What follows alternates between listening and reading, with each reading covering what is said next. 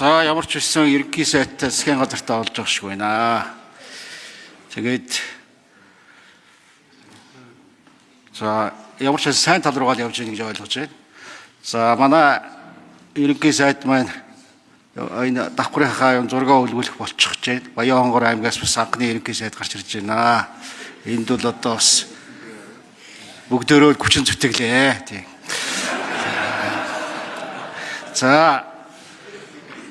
За тэгээ яах вэ? Юу л нөгөө морин дээрээс дэлхийг эзлэх амархаа.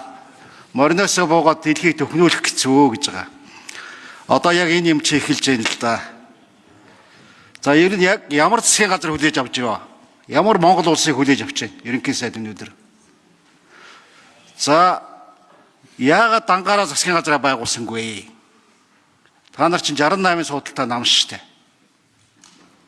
За энийг нэг асуумаар байх юм. Ямар утга учир байна? За яг засгийн газар бол боломжийн бүрдчихжээ гэж ойлгож байна. Хашрууч байна, шонхрууч одоо тэгээ үцгээл буцаал ороод ирсэн байна. За нөгөө ардын намын алт шиг хүмүүсээс хагас нь ороод ирж хагас нь үлдсэн байна. За яг би түрүүний засгийн газраас 2 сайтыг их сайн ажилдаа дажгүй байлаа гэж хэлэх гээд байгаа. За нэг нь бол одоо манай Бат цэцэг сайд. Энэ одоо хоёр гөрштэйгээ харьцаа. За 3 дахь гөршийн бодлого энтрийг үл их сайн барьлаа. За 2 дахь сайд нь бол манай Учрал сайд. За орооны гэрэг хийчлээ. Энэ байна нэрээ юу болж байгаа вэ? Яг явж гин үү яаж гин те? Тэрийг бас нэг лавлчаа. За бид хэд одоо энэ дотор ярьж явах та одоо бүгдөө л сайхан болцсон юм шиг, сайхан болж байгаа юм шиг ингээд бууж байгаа сайдууд нь ч гэсэн зөндөө олон юм хийцсэн юм шиг үнэхээр одоо маш сайхан байгаа юм шиг яриад их юм аа. Тэгээ ард түмэн бол арай өөр байна л да. Ард түмэн бол тэгж штэ. Амьдрал хэцүү байна, хүнд байна. За энэ засгийн газар солигдоод бас арай дээрдэг юм болоо гэсэн ийм хүлээлттэй байна л да. Гэхдээ энэ байдлыг одоо сүүлийн 10 жил ардын намынхан та нар хийлээ. Улсын дотоодын нийт бүтээгдэхүүний 30-40% төсөв дээр аваачаад оолчдаг. Тэгээ одоо улсаасаа илүү баян тарган яам сайд нар төрж идэг ийм л авилга ихссэн ийм юмруу шилжүүлчтэй. Энийг одоо яаж басах гэж байна? За арчилсан нам бол уул нь яг тийм юмгээ ажил хийчтэй. Жишээлбэл одоо малыг хөвчилдэг, орон сууцыг хөвчилдэг. Тэгээ иргэдэд наалддаг байхгүй юу?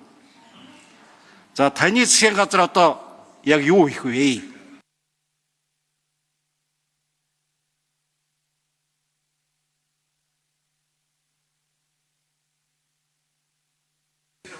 За Ганбат гишүүнд 1 минут нэмж өгье.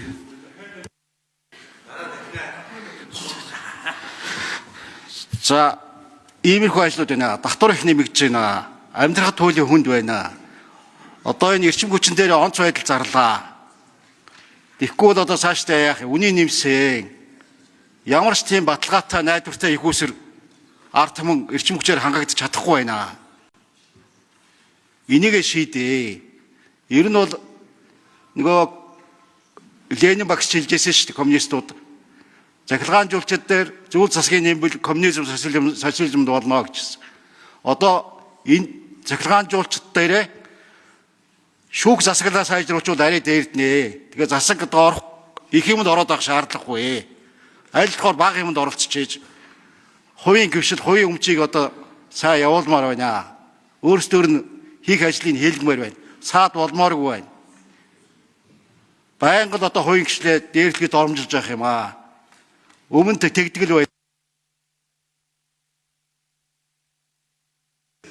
За ерөнхий сайд хариулт өгье. За өнөөдөр ингээд манай засгийн газар албан ёсоор бүрдэх гэж байна. Энэ засгийн газар өнөөдөр улс төрийн докторгүй байдал, эдийн засгийн хувьд гадаад шок, төсвийн алдагдал, үнийн өсөлтөөс шалтгаалсан иргэдийн амжиргааны дарамт нэмэгдсэн, хувийн хвшлийн орон зай харьцангуй шахагдсан гэсэн шүүмжлэлийн дор хүнд нөхцөлд улс орны эдийн засаг нийгмийн байдлыг хүлээж авч байна гэж бодож байна. Ийм учраас шийдвэртээ уялдаа бүхий бодлого шаардлагатай. Ийм учраас би нэг л зарчим барьж байгаа. Ярьдаг биш хийдэг байгаа ч энэ сайд. Тийм учраас би нэг ярьдаг попордог гэхээс илүү ажил хийдэг сайд нарыг ажил гэж уламжил шинжилгээг хослуулж дан шинээр бүрдээ цаашаа бүхнийг суралцаад явах цаг хугацаа алга, дан хуучнаараа явах болцоо алга. Ийм учраас одоо үнэн л байх ийм зарчимтай засгийн газрыг бүрдүүлэхийг зорж байна.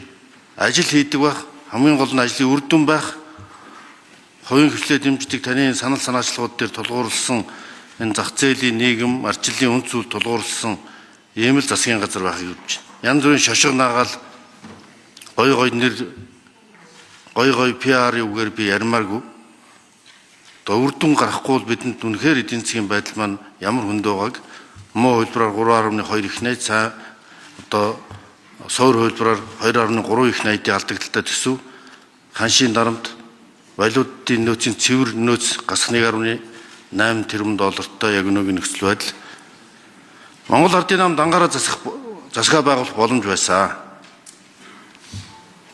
Монгол Ардын намын бахурлаас олон урлагч үзлийг хүндэтгэж нийгмийн итгэл доктортой байдал тулгуурласан эв нэгдэл ойлголцлыг эрхэмлсэн шийдвэр гаргасан. Гэхдээ энэ агуулга нь мөрийн хөтөлбөрөөр хэрэгжүүлэхэд ард түмэнд амлалтсан энэ намуудын мөрийн хөтөлбөрийг хэрэгжүүлж чиглэж байгаа. Энэ намуудын мөрийн хөтөлбөр бол 55.9% давхцалтай ардчилсан намын ардын намын мөрийн хөтөлбөрийг нэгтгээд боловсруулсан. Хүн намын мөрийн хөтөлбөрийг оруулсан. Ногоон намын мөрийн хөтөлбөр ч гэсэн ногоон бодлого чиглэлд тусцсан ийм мөрийн хөтөлбөр учраас энэ мөрийн хөтөлбөрийг хамтарч хэрэгжүүлье. Гаднаа ийм зөрчилтэй тэмдэлтэй үед Монгол улс нэг бай.